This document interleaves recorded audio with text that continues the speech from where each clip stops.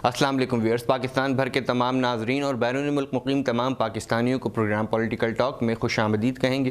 Programme के आगाज़ में बात करेंगे मौजूदा हुकूमत की और इसके अलावा PDM की तहरीक किस तरफ जा रही है। नून लीग और पीपल्स पार्टी एक दूसरे के लिए जो है कि अब आग बरसा रहे हैं एक दूसरे पर और इल्ज़ामात लग रहे हैं, उनका इत्तेहाद बाकी रहेगा या नहीं। इसके अलावा कराची शहर की तरक्की क्यों रुक गई है। इन तमाम तर सूरत हाल पर गुफ्तगू के लिए आज हमारे साथ प्रोग्राम में मौजूद हैं पाकिस्तान सरजमीन पार्टी के जो PSP रहनुमा हैं और साबिक नायब सिटी नाजिम हैं अरशद वोरा साहब। अस्सलाम वालेकुम। PDM की तहरीक को आप किस नज़र से देखते हैं? कहा यह जा रहा है कि PDM बैरूनी इशारों पर नाच रही है, आपका क्या कहना है इस पर? देखें, पाकिस्तान डेमोक्रेटिक PDM जो ये मूवमेंट थी, इसमें बड़ी जमातों में जो है जमीयत उलमा इस्लाम थी, फिर PMLN थी, फिर पीपल्स पार्टी थी। अब पीपल्स पार्टी जो है किस लिए तहरीक चला रही थी? Peoples Party is a government. Peoples Party तो खुद गवर्नमेंट है ना सिंध में। सिंध के इश्यूज़ तो रिजॉल्व कर सकते हैं वो, तो उनका क्या इशू था? और दूसरे ये कि ये पहले दिन से ही ये लग रहा था कि ये नहीं, ये सब ड्रामेबाजी है। उसकी वजह ये है कि अगर आप देखें कि इनको अगर कोई तहरीक चलानी थी, तहरीक को कामयाब करना था, तो they should have given the resignation. वो पहले दिन रिज़ाइन दे देते, ये सारा मसाला ही ख़त्म होता।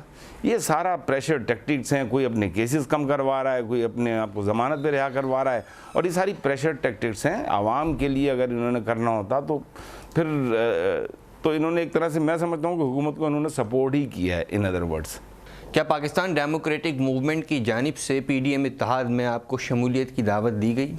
नहीं, और दी भी जाती तो शायद PSP का, मैं नहीं समझता कि PSP उसका पार्ट कभी बनती। ये ज़रूर ये फैक्ट है कि जो हुकूमत वक्त है वो भी नाकाम हो चुकी है, और शायद इससे बुरे हाल हमने कभी ज़िंदगी में नहीं देखे।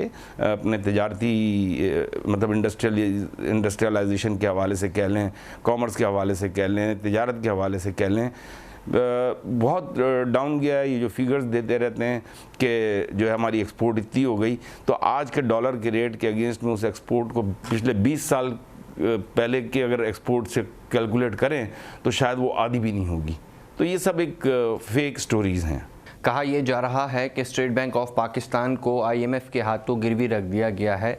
PSP चूँकि दावा करती है कि हम कराची के स्टेक होल्डर हैं, और इस बड़े पैमाने पर सदा बुलंद क्यों नहीं की गई PSP की जानिब से?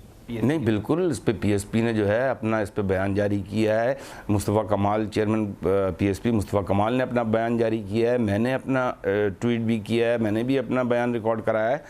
और जो है स्टेट बैंक को लिटरली अगर देखा जाए तो पाकिस्तान गवर्नमेंट ने अपने हाथ से छोड़ दी है, और इट हैज़ बिकम, अब मुस्तकबिल में यही खौफ है कि ये जो है किसी इंटरनेशनल इदारे का हिस्सा ना हो। मौजूदा हुकूमत की कारकर्दगी से आप मुतमईन हैं, क्या कहते हैं इस पर? देखें, PTI में आपने अगर देखा हो तो पहले दिन से ही, जब से हुकूमत में आए हैं तब से वज़ीर आज़म का ख़ुद ये कह देना कि हमारी तैयारी मुकम्मल नहीं थी, मतलब ये एक ऐसा स्टेटमेंट है, तैयारी मुकम्मल नहीं थी तो भाई आपने इलेक्शन क्यों लड़ा? आपके पास जब टीम नहीं थी, आधी से ज़्यादा टीम तो आप इंपोर्ट करके लेके आए हो, जो कि अवाम के मुंतखब नुमाइंदे ही नहीं है। तो आपकी आधी से ज़्यादा टीम जो है वो उन लोगों पर मुश्तमिल है जिन्हें पाकिस्तान की अलिफ बे का नहीं पता, पाकिस्तान के बारे में, पाकिस्तान की इकोनॉमी के बारे में उनको नहीं पता, उन लोगों को पाकिस्तान के इंफ्रास्ट्रक्चर का नहीं पता। तो वो लोग कैसे रन कर सकते हैं हुकूमत को? और फिर आप देख ही रहोगे जिस तरीके से हर थोड़े दिनों बाद जो है वो मिनिस्टरियल चेंजेस आ जाती हैं, और इट्स अ फेलियर। हुकूमत जो है ये फेल हो चुकी है। अवाम मायूस है। अवाम ने तब्दीली के नाम पर वोट दिया था। इनको जिस तरीके से लाया गया तब्दीली के नाम पर, शायद इसलिए लाया गया था कि चलो ठीक है, हो सकता है वो पहले 2 करप्ट थे तो ये तीसरा सही होगा।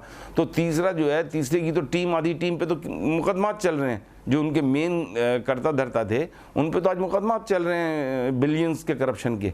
तो फिर आप किसी से कम तो नहीं हो। क्या वजह है कि शहर कराची तरक्की नहीं कर पा रहा? आपसे बेहतर इसका कोई और जवाब नहीं दे सकता, क्योंकि आप नायब सिटी नाजिम रह चुके हैं। देखिए, कराची के साथ अनफॉर्चुनेटली कोई भी सिंसियर नहीं है।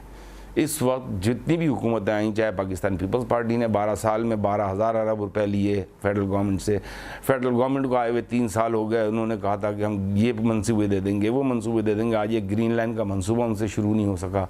सिमिलरली जो है मुझे कहीं से भी नज़र नहीं आता कि कराची के साथ इस वक्त जितनी भी बड़ी पार्टियां हैं कोई भी सिंसियर हो। और इवन एमकेएम, अगर आप एमकेएम को भी देखें तो एमकेएम ने 30 साल रूल किया, उस 30 साल में अगर आप देखें तो आपको 4 साल का वही दौर 5 साल का मिलता है जिसमें मुस्तफ़ा कमाल ने डिलीवर किया था। हालांकि उस दौर में जो है हैदराबाद का नाजिम भी एमकेएम का था, एमकेएम के पास कई मिनिस्ट्रियाँ रही हैं और बड़ी पावर में रहे हैं, तो कोई एक काम गिनवा दें जो उन्होंने आवाम के लिए किया। क्या उन्होंने सेहत के शोबे में किया हो, तालीम के शोबे में किया हो, इंडस्ट्रियलाइजेशन के शोबे में किया हो, कोई एक मिसाल दे दें जिसमें कि एमकेएम ने भी डिलीवर किया हो। तो बात यह है कि वही मुस्तफ़ा कमाल का दौर जो है उसी को आप एग्जाम्पल बना सकते हैं। कराची के साथ बदकिस्मती ये है कि समझ में नहीं आ रहा क्या वजह है कि कराची की आबादी को गिनते हुए डरते क्यों हैं। कराची की आबादी जो है वो तकरीबन 4 करोड़ से कम नहीं है। आप एक इलाके में चले जाएं, अभी जैसे 249 का इलेक्शन हो रहा है बल्दिया का, आप उस इलाके में चले जाएं तो एक इत्तेहाद टाउन में आप एंटर हों तो आपको एग्ज़िट करते हुए 40 मिनट्स लगते हैं। आप औरंगी टाउन में एक कोने पे एंटर हो तो दूसरे कोने से निकलने में आपको 1 घंटा लगता है। ये किस तरीके से 1 करोड़ 60 लाख, मैं तो समझता हूँ कि अक़वाम मुत्तहिदा को इन्वॉल्व होना चाहिए कि दुनिया में एक मुल्क ऐसा है जो कि अपनी पॉपुलेशन ही सही नहीं बताता, एक वो शहर जो कि शायद पूरी दुनिया का आबादी के लिहाज से सबसे बड़ा शहर हो, उस शहर को आप उसकी पॉपुलेशन ही नहीं बताते, उसको गिनते ही नहीं हो। आप उसको गिनोगे तो पूरी दुनिया की निगाहें कराची शहर पे होंगी। वो कहेंगे कि ये इतना पॉपुलेशन वाला शहर है, यहाँ पे इन्वेस्टमेंट करें क्योंकि बड़ी मार्केट मिलेगी। वो कहेंगे कि एनवायरमेंटली ये कंजेशन हो रहा है तो यहाँ पे एनवायरमेंटल एजेंसीज़ को जो है डोनेशंस दें ताकि वो एनवायरमेंटली यहाँ पे काम करें, क्लाइमेट चेंज पे काम किया जाए। ये सारी चीज़ें हैं, लेकिन ये सब चीज़ें चाहे वो वफाक के उस पर हों या सूबे के उस पर, ये कराची के साथ सिंसियर नहीं है। कराची के साथ 1% भी सिंसियर नहीं है। 3 साल में इन्होंने कोई डिलीवर नहीं किया और अब जाते जाते कुछ 2 4 5 काम कर देंगे तो कराची मेगा प्रोजेक्ट्स डिज़र्व करता है। कराची ये 2 4 चीज़ें डिज़र्व नहीं करता है और कराची की बेस पे तो पाकिस्तान पल रहा है। शहर कायद में गैर कानूनी तामीरात को कैसे रोका जा सकता है आखिर? देखें, ये जो है इस पर बिल्कुल सिंध गवर्नमेंट उसकी पूरी जिम्मेदार है और जो है जब से शुरू हुआ है इसकी सबसे बड़ी वजह जो है वो ये है कि कराची में आपको पता है कि inter provincial migration, intercity migration बहुत ज़्यादा होती है, पॉपुलेशन भी इसी वजह से बढ़ी। और ठीक है, कराची सबका है, कराची में सबको आना चाहिए। ये कराची जो है मिनी पाकिस्तान हम कहते हैं, यहाँ पे पठान भी है, सिंधी भी है, बलोच भी है, महाजर भी है, मेमन भी है, गुजराती भी है, हज़ारवाल भी है। तो यहाँ सारी कम्युनिटी हैं और बलोच भी हैं, तो सब एक घर में रह रहे हैं। अब इस घर में रहने के लिए इसकी पॉपुलेशन को गिनना ज़रूरी है। अब जब वो पॉपुलेशन आप गिनते नहीं तो आप प्लान नहीं कर सकते। आप प्लान नहीं करते तो फिर कच्ची आबादी डेवलप हो रही हैं। कराची की 55% आबादी इस वक्त कच्ची आबादी है। इत्तेहाद टाउन जिसका मैंने भी आपको बोला वो कच्ची आबादी है, औरंगी टाउन कच्ची आबादी है, लाइन्स एरिया कच्ची आबादी है। कराची में इस वक्त 550 कच्ची आबादी हैं और जिसको सबसे आसानी होती है, आते हैं खंबे पे कुंडा डाल के वहाँ से बिजली मिल गई, 4 दीवारी बना ली, सीवेज का पानी जा रहा है या पानी की लाइन जा रही है, वहाँ से उन्होंने कनेक्शन ले लिया। तो इससे आसान शहर तो दुनिया में किसी को नहीं मिलेगा कि बगैर खर्चे के यहाँ आ जाओ और यहाँ पे रह लो। तो आप अगर प्लान आउट करते, जितने लोग आना चाहें आए रहें, लेकिन आप प्लान आउट तो करें। आप उन कच्ची आबादियों की ट्रांसफॉर्मेशन पे जाएं। आपके पास इतनी लैंड है, आपने हज़ारों अरब रुपए खर्च कर दिए, आप यहाँ पे फ्लैट साइट लाते, लोगों को कच्ची आबादियों से उन पे मुंतकिल करते। ट्रांसफॉर्मेशन ऑफ कच्ची आबादीज़ इनटू हाई राइजेज़, पूरी दुनिया में इसकी मिसालें मिलती हैं। इसकी मिसाल चाइना में मिलती है, यूरोप में मिलती है, मलेशिया में मिलती है। आप ये हुकूमत को करना पड़ता है, लेकिन वो ये काम करें, अवाम की खिदमत करें या अपना पैसा बनाएं। तो ऑप्शन एक ही है ना, या डिलीवर करो या अपना पैसा बनाओ। तो अनफॉर्चुनेटली जो आता है वो अपने पैसे पे ज़्यादा तवज्जो देता है। शहर कराची में जूं आबादी बढ़ रही है, किल्लत आब का मसला भी सर उठाया जा रहा है और ये किल्लत आब को किस तरीके से दूर किया जा सकता है? वाटर टैंकर माफिया जो पानी चोरी में मुलव्विस हैं, इस पर क्यों नहीं आखिरकार हाथ डाला जा रहा, क्या वजह है? Again it is Sindh government का काम है ये, और सिंध गवर्नमेंट को जो है K4 आज से 10 साल पहले शुरू हो जाना चाहिए था। K4 अभी तक नहीं हुआ उसी बेस पर फिर वही 1,60,00,000 पे वो सीएम साहब ने कहा था कि इनकी तो पानी की रिक्वायरमेंट ही इतनी है। तो ये जो है हाइड्रेंट्स और ये सारी चीज़ें देखें, हाइड्रेंट से पानी मिल जाता है, लाइन से नहीं मिलता। तो ये मिसमैनेजमेंट है, गवर्नेंस की अलिफ बे नहीं पता इन लोगों को। मैं फिर अपनी बात रिपीट करूँगा कि देखें, जब आदमी हुकूमत में आता है तो वो इसलिए आता है अवाम से वोट लेके कि मैं अवाम की खिदमत करूँगा। आप अवाम के नौकर होते हो, लेकिन हमारे यहाँ जब कुर्सी पे बैठते हैं तो वो अपने आप को खुदा समझने लगते हैं और उन्हें ये पता नहीं होता कि उन्हें दोबारा बारी मिलेगी या नहीं मिलेगी। तो वो कहते हैं जितने अरबों कमाने हो कमा लो, वरना फिर पता नहीं बाद में क्या होगा। तो ये अवाम को जिस दिन इस चीज़ का एहसास हो गया कि जो अरबों रुपए खा के जा रहे हैं ये हुकूमत का पैसा नहीं है, ये अवाम का पैसा है। आज गरीब का बच्चा 10 रुपये का बिस्कुट का पैकेट ख़रीदता है तो 2.5 रुपये उस पर टैक्स दे चुका होता है। आप चाय की पत्ती ख़रीदते हैं, आप टूथपेस्ट ख़रीदते हैं, टिश्यू बॉक्स ख़रीदते हैं, आपका टेलीफोन है, आपकी बिजली है, आपका गैस है। हर एक गरीब आदमी जिसकी कि मैं कहता हूँ 12,000 रुपये भी तनख्वाह है, वो भी उसमें से जो है 2,500-3 हज़ार रुपये टैक्स दे रहा है। तो हर आदमी टैक्स दे रहा है, लेकिन उसको ये एहसास नहीं है कि जो हुक्मरान पैसा चोरी कर रहे हैं ये उसका पैसा है। जिस दिन उनको पता चलेगा कि हमारे घर से पैसा चोरी करने वाले ये लोग हैं, ये हुक्मरान भाग रहे होंगे और अवाम उनके पीछे होगी। क्या वजह है कि पीएसपी हकीकी मायनों में सूबाई सतह पर और वफाकी सतह पर हकीकी नुमाइंदगी नहीं हासिल कर पा रही? मुस्तफ़ा कमाल साहब बहुत जिद्दोजहद कर रहे हैं, उसके बावजूद भी।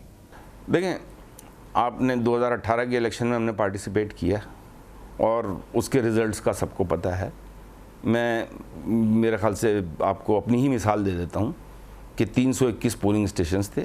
19 पोलिंग स्टेशंस का रात को 8:30 बजे जब रिज़ल्ट आया तो उसमें मैं 10,000 वोटों से जीत रहा था। ये रिकॉर्ड पे बातें हैं। उसके बाद 19 पोलिंग स्टेशन के बाद 302 पोलिंग स्टेशन रह गए। 4 दिन बाद सुबह रिज़ल्ट आया कि वो 302 पोलिंग स्टेशनों में 600 वोट मिले, यानी कि एक पोलिंग स्टेशन में 2, जहाँ पे के 1100 मेरे पोलिंग एजेंट बैठे हुए थे 302 में। तो एक पोलिंग स्टेशन से 2 वोट मिले, 600 वोट मिले। और वो न्यू कराची जहाँ से 19 पोलिंग स्टेशन थे वहाँ से 10,000 वोट मिले और मैं पहले नंबर पे था। तो ये सबको पता है, यही मुस्तफ़ा कमाल के साथ हुआ, यही आसिफ हसनैन के साथ हुआ। और उसके पीछे सबको पता है सेंट्रल पंजाब में अगर पीटीआई को जो 10-12 सीटें जो कम मिली हैं वो सीटें देनी पड़ी, यहाँ से वो दी गई और वो पीएसपी की सीटें थी। हल्का 249 में इंतखाबात में पीएसपी भरपूर तरीके से हिस्सा लेने जा रही है, उससे आपको क्या उम्मीदें वाबस्ता हैं?